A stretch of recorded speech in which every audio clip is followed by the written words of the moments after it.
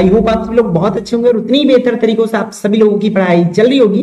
तो इस वीडियो में हम जो है देखने वाले हैं क्लास 10th सोशल साइंस की सुपर मोस्ट इंपॉर्टेंट क्वेश्चन। ये वीडियो जो है आप देख रहे हो निचोड़ सीरीज में, और इस वीडियो में आज की इस क्लास में मैं आपको चैप्टर नंबर 1 से लेकर के चैप्टर नंबर 10 तक की कंप्लीट सुपर डुपर बोल सकते हैं, आपको सुपर मोस्ट इंपॉर्टेंट क्वेश्चंस आपको जो है प्रोवाइड कराने वाला हूं, जिसकी आने की मैक्सिमम चांसेस हो बोर्ड एग्जाम में।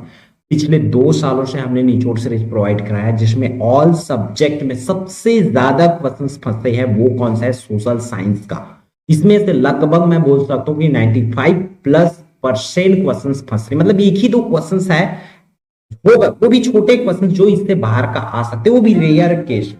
ठीक है, चांस थोड़ा सा कम होता है, तो इन चीजों को समझते हुए चलेंगे हम लोग।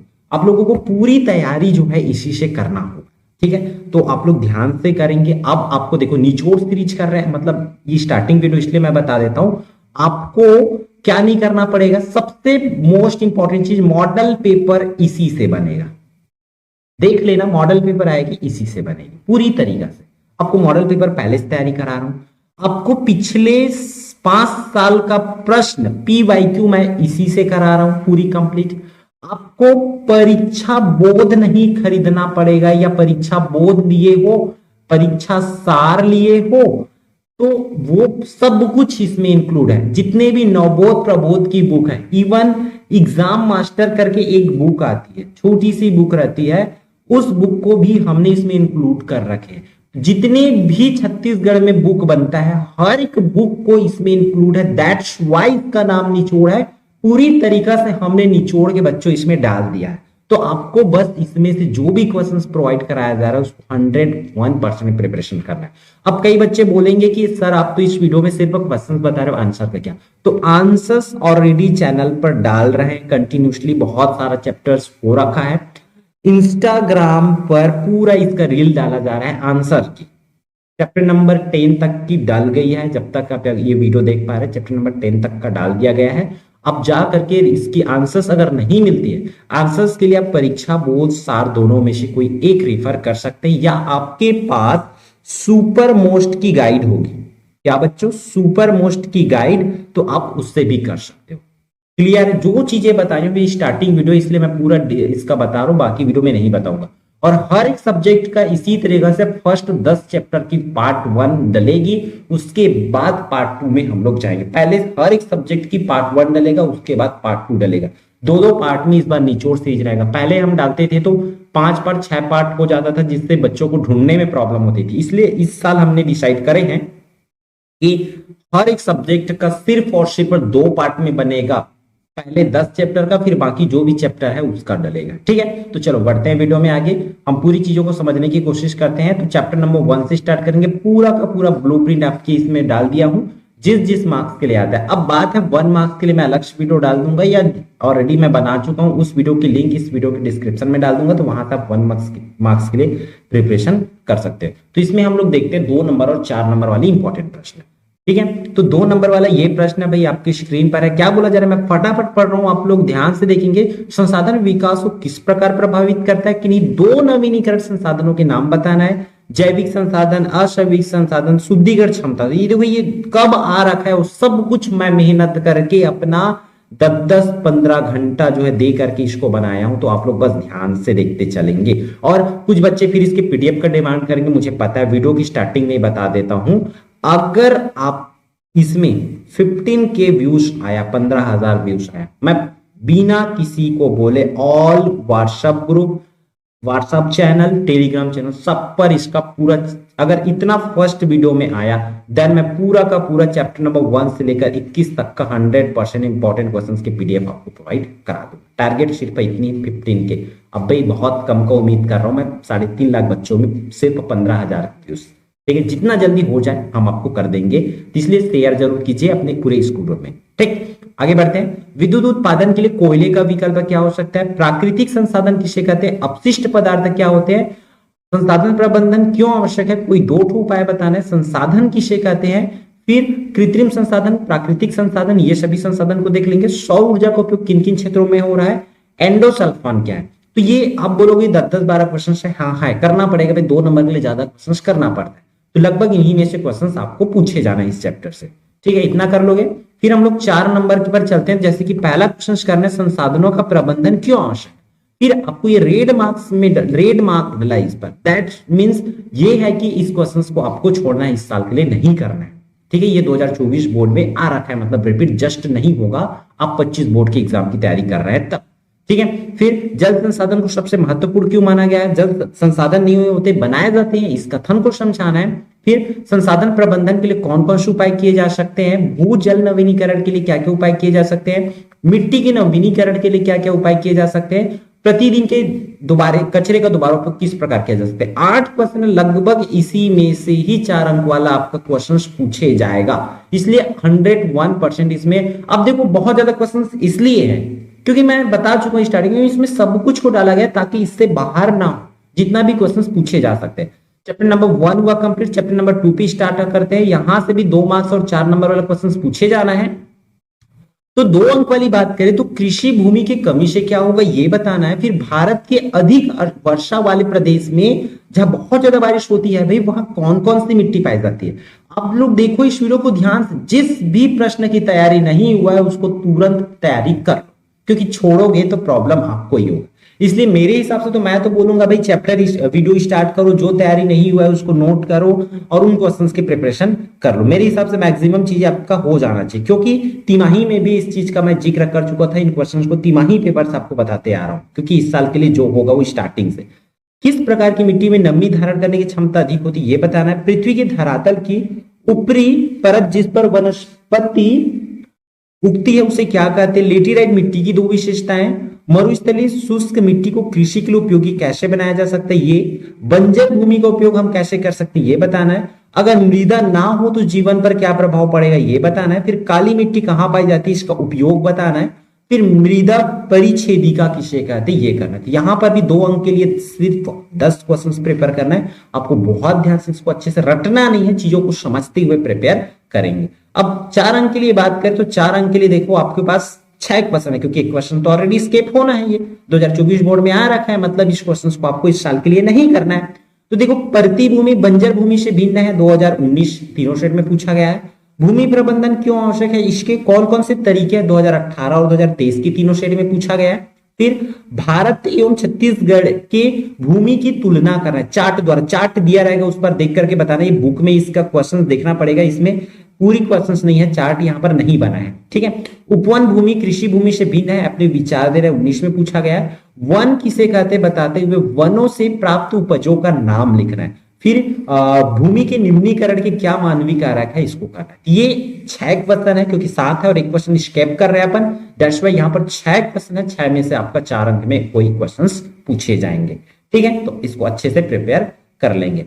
फिर चलते हैं बच्चों आपके क्वेश्चन अध्याय 3 पर, कृषि भूमि है, जहां से 2 नंबर वाला और 5 नंबर वाला पूछे। 2 नंबर के लिए सब 10 से 12 प्रश्न तो हर एक चैप्टर से करना पड़ेगा। देखो, नीरा बोया गया क्षेत्र से क्या आशय है उसको बताना है। फिर आधुनिक कृषि के मतलब अभी ये जो कृषि हो रहा है उसके क्या क्या दुष्परिणाम है, क्या क्या हानि है उसको लिखना है। हरित क्रांति किसे कहते हैं, गर्मी में किन किन फसलों का उत्पादन होता है, फसल चक्र किसे कहते हैं, उत्पादन में वृद्धि की तुलना जनसंख्या के साथ करना क्यों जरूरी है, ये क्वेश्चन पूछे जा सकते हैं आपको। फिर नलकूप द्वारा अत्यधिक सिंचाई के क्या दुष्परिणाम हो सकते हैं ये करोगे। जायद फसलों के 2 नाम लिखना है आपको, और ऑलरेडी ये क्वेश्चन रेड मार्क है, मतलब आपको छोड़ना है। भूमंडलीकरण क्या आशय है और जैव प्रौद्योगिकी क्या है ये आपको करना। सॉरी, तो 2 अंक के लिए अगेन 10 क्वेश्चन आपको रिकमेंड कर दिए। फिर 5 अंक के लिए, तो 5 अंक की अगर मैं बात करूं तो आपकी स्क्रीन पर है क्वेश्चन। 5 अंक के लिए आपको इन्हीं सबको पढ़ना पड़ेगा। ठीक है, 5 अंक यहां से लगभग कंफर्म हो रहे हैं आपको। तो देखो ऐसे ही प्रश्न पूछे जाते, प्रीवियस ईयर को भी हमने मेंशन कर दिया ताकि आपको कुछ भी दिक्कत ना हो। देखो, मोटे अनाजों के उत्पादन में कमी होने के कारण लिखना है, तो कोई 5 कारण एटलीस्ट आपको अच्छे वाले पता होने चाहिए। इन सब चीज की वीडियो डल गई है, आप वहां से भी जाकर के इसके आंसर्स देख सकते हैं। फिर अगला, खरीफ रबी जायद फसलों का विवरण उदाहरण सहित देना है कि खरीफ फसल कब बोए जाते हैं, कब काटे जाते हैं, उसके प्रमुख फसल कौन कौन से हैं। उसी तरीके से रबी फसल कब बोए जाते हैं, कब काटे जाते हैं, उसकी पूरी उदाहरण सहित ठीक है। फिर अगला, भारतीय कृषि की निम्न उत्पादकता के कारणों को संक्षेप में लिखना, मतलब भारत में जब कृषि करते हैं तो उत्पादन कम क्यों होती है, ये फिर उत्पादन में वृद्धि के, कमी के भी कारण पता होना चाहिए और वृद्धि के भी कारण पता होना चाहिए, ये पूछे जाते हैं। फिर कृषि भारत के लिए बहुत अधिक महत्व है, किन्हीं 5 बिंदुओं में स्पष्ट करना है। तो ये 5 क्वेश्चन है जिसमें से आपको 5 मार्क्स के लिए पूछे जाएंगे, ठीक है। तो बहुत अच्छे से इसको प्रिपेयर कर लेना, बहुत ध्यान से, बहुत मेहनत से इसको बनाया गया ताकि आप लोगों का एग्जाम की तैयारी करने में हेल्प हो पाए, ठीक है। अगला अध्याय 4 खनिज और औद्योगिकीकरण है, ठीक है। यहां से 2 और 4 नंबर के क्वेश्चंस पूछे जाना है बड़ी नंबर में। तो देखो क्या क्या प्रश्न पूछे जाएंगे। ई नीलामी का अर्थ बताना है, 2020 से सी में पूछे गए थे। 2 धात्विक खनिजों के नाम 2024 सेट ए में पूछे गए। ऊर्जा से क्या तात्पर्य है, क्या भूजल खनिज है कि नहीं उसको बताना है। ई कॉमर्स किसे कहते हैं, औद्योगिक प्रदेश किसे कहते हैं, भारत में सर्वाधिक मात्रा में पाए जाने वाले धात्विक खनिज कौन सा, ये लिखना है। फिर खनिज किसे कहते हैं और शेयर किसे कहते हैं। तो इस तरीके से 9 क्वेश्चन है आपके 2 मार्क्स के लिए जिसमें से पूछे जाएंगे, ठीक है। फिर इस पार्ट से अगर 4 अंक के लिए कुछ पूछेंगे तो ये आपके पास 5 से 6 क्वेश्चन आपकी स्क्रीन पर देखो। भारत में सौर ऊर्जा का भविष्य उज्जवल है क्यों, इसको बताना है। फिर उत्खनन से कौन कौन सी समस्याएं उत्पन्न होती है उसको लिखना है। औद्योगिक के 4 लाभ, उत्खनन से किस प्रकार के पर्यावरण को दुष्प्रभाव होते हैं उसको बताना है। पन बिजली और ताप बिजली में अंतर, ये मोस्ट इंपॉर्टेंट है, बोल सकते हैं इस चैप्टर से। सरकार ने कई औद्योगिक नीति में मुख्यतः कौन कौन सी नीति अपनाई है, कई नहीं है, सॉरी, यहाँ पर ये नई औद्योगिक नीति है, ठीक है। नई औद्योगिक नीति में मुख्यतः कौन कौन सी नीति अपनाई गई है ये आपको लिखना है। फिर औद्योगिक अवस्थी को प्रभावित करने वाले कारण। तो ये 7 प्रश्न है, अगर सातों कर लेते हो तो इस चैप्टर की आपकी तैयारी लगभग 101% हो जाती है, ठीक है। फिर अगला चैप्टर चलते हैं हम लोग का अध्याय नंबर 5 पर, मानव संसाधन, जहां से 3 नंबर और 4 नंबर के प्रश्न पूछना है।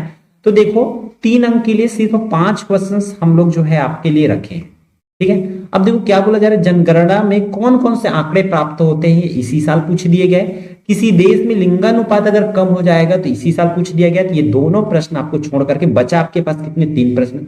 अब बोलोगे सर जो आगे उसको क्योंकि गलती से इन प्रश्नों को आप ना कर लो, इसलिए हम आपके कम करने के लिए इन क्वेश्चंस को मेंशन किए हैं यहाँ पर।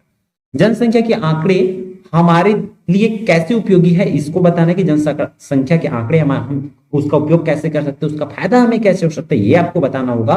फिर क्या अधिक जनसंख्या गरीबी का कारण है, ये आपको लिखना है 3 अंक के लिए। किसी देश की जनसंख्या में युवा वर्ग के लोग ज्यादा है तो उस देश की आर्थिक व्यवस्था कैसे, मान के चलो कोई देश है वहां बहुत ज्यादा युवा है, मतलब 20 से 25 साल 30 साल के लोग ज्यादा है, तो वहां की आर्थिक व्यवस्था कैसी रहेगी उसको आपको बताना है 3 नंबर के लिए।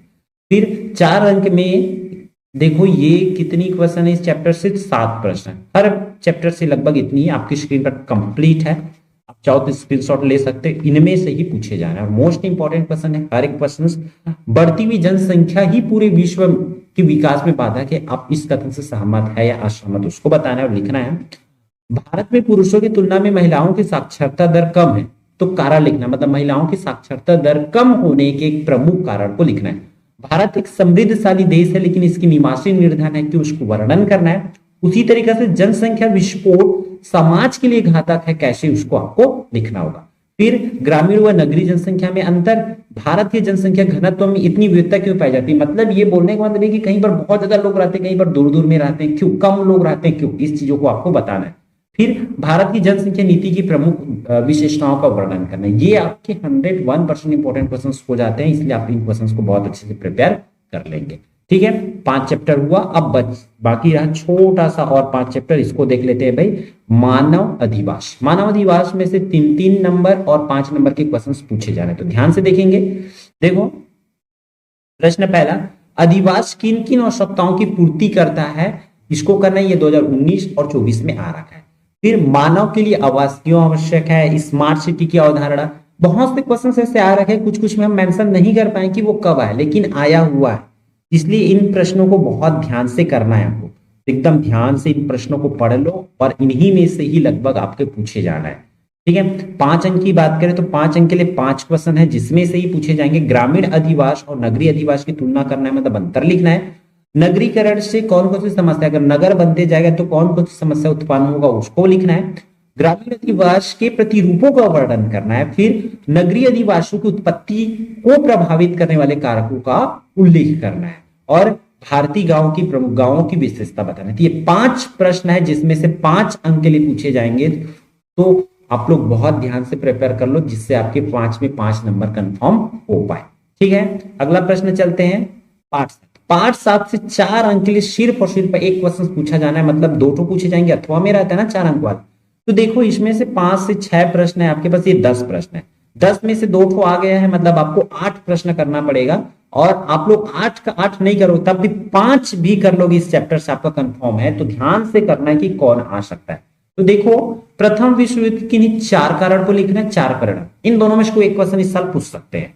फिर प्रथम विश्व युद्ध में कौन कौन सी नई तकनीकों का उपयोग हुआ था, वर्साई की संधि किन किन राज्यों के मध्य हुई थी, सब डेट लिखा हुआ है कि कब आया हुआ है, सॉरी ईयर मेंशन है कि कब आया हुआ है, तो उसके हिसाब से आप लोग प्रिपेयर कर सकते हो। और एटलीस्ट इसमें से आपको 4 में 4 अंक लेके आना है और इतना ही प्रश्न पूछे जाएंगे। ठीक है, फिर प्रश्न अध्याय 8 पे आते हैं, 2 विश्व युद्धों के बीच रूसी क्रांति और महाबंदी। तो यहाँ पर 2 नंबर और 5 नंबर वाला प्रश्न देखते हैं। 2 नंबर के लिए 10 से 12 तो करना ही पड़ेगा, ये आपको पता है।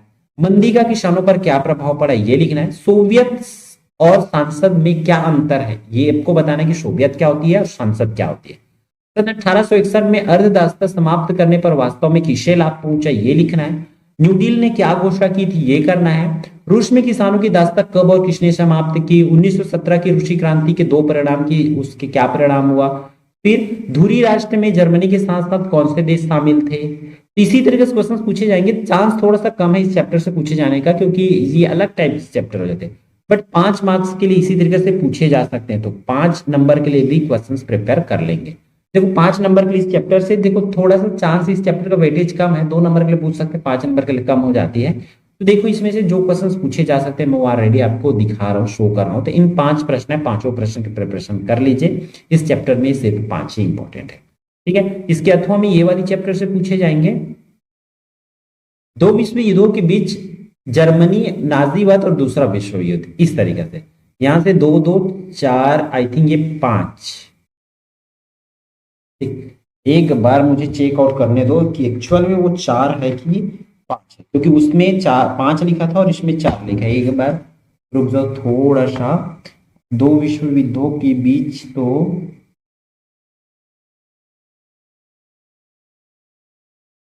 यहां से वो 5 मार्क्स का ही है, जहां 4 लिखा है वो 5 मार्क्स का ही। 2 विश्व युद्धों के बीच रूस, ठीक, और जर्मनी। जर्मनी तो जर्मनी वाला 4 नंबर में आना है, सॉरी ये 4 नंबर में आना है और उसका 5 में आना है। तो ये 4 नंबर के लिए इसको आप प्रिपेयर करोगे। ठीक, तो देखो मुसलिनी ने इटली में कौन सा पार्टी बनाई थी ये करेंगे। फांसीवाद और नाजीवाद में समानता, दोनों में अंतर भी पता होना चाहिए। महिलाओं के प्रति फांसीवाद की 2 समानता लिखना है। जापान ने किस परिस्थिति में आत्मसमर्पण किया। राष्ट्रवाद और अति राष्ट्रवाद में अंतर बताना है आपको। ये चैप्टर की वेटेज बहुत अच्छी है भाई, इसको बहुत ध्यान से आपको करना है। मोस्ट इंपॉर्टेंट यहाँ से क्वेश्चन है। हिटलर की विदेश नीति की 2 उद्देश्य लिखना है। फांसीवाद दल लोकतंत्र की जगह क्या लाना चाहते थे उसको बताना है। फिर जर्मनी ने पोलैंड के लोगों से विजय के बाद कैसा व्यवहार किया। हिटलर ने जर्मन लोगों को क्या क्या आश्वासन दिए। संयुक्त राष्ट्र संघ की स्थापना के उद्देश्य कब हुआ और उसका उद्देश्य पता होना चाहिए। फांसीवाद के अभिप्राय, जर्मनी में हिटलर ने कौन सी पार्टी बनाई। तो इस तरीके से हर एक क्वेश्चन को आपको कर लेना है। 4 अंक के लिए आपके पास ये 8 प्रश्न है, आपकी स्क्रीन पर आपको विजिबल हो रही होगी। तो बहुत ध्यान से इन प्रश्नों को करना है। देखो सभी क्वेश्चन किसी न किसी ईयर में 2 क्वेश्चन स्केप करेंगे तो हमारे पास बचता है 6 प्रश्न। इन 6 प्रश्नों को आपको बहुत ध्यान से करना है ताकि आप बोर्ड एग्जाम में अच्छा अचीव कर पाओ। राष्ट्रवाद और अति राष्ट्रवाद में अंतर, हिटलर की विदेश नीति, द्वितीय विश्व युद्ध के प्रमुख कारण थे उसको स्पष्ट करना है। द्वितीय विश्व युद्ध के परिणाम, द्वितीय विश्व युद्ध इटली में उत्कर्ष के कारण, हिटलर और मुसलिनी में समानता है ना। ये क्वेश्चन है, इन सब चीज को आप अच्छे से प्रिपेयर कर लो। लगभग इन्हीं में से क्वेश्चन आपको पूछे जाएंगे। ठीक है, फिर ये आता है हमारा आखिरी चैप्टर, क्योंकि पार्ट 1 में हम 10 तक का ऑल सब्जेक्ट का देखेंगे, चाहे उस सब्जेक्ट में कितना भी चैप्टर रहे।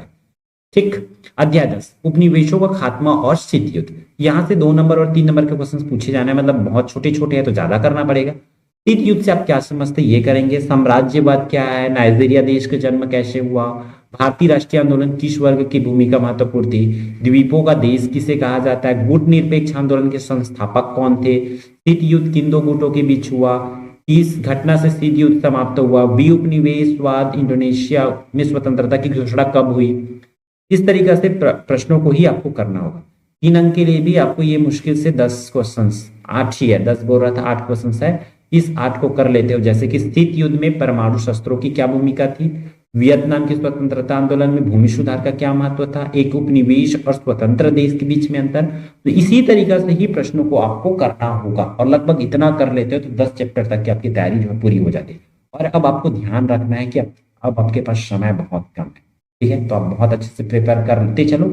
और मैं आपको कंडीशन बता चुका हूँ, पीडीएफ मैं खुद ही प्रोवाइड करा दूंगा, किसी को भी बोलने की जरूरत नहीं पड़ेगा, एक भी मैसेज की जरूरत नहीं पड़ेगा। आपको करना क्या होगा, 15 के व्यूज की टारगेट इतनी आ जाती है तो हम खुद ही प्रोवाइड करा देंगे, ठीक है। तो इस वीडियो में इतना ही, फिर मिलते हैं आने वाले इंपॉर्टेंट वीडियो में। जय जवाहर जय छत्रपति।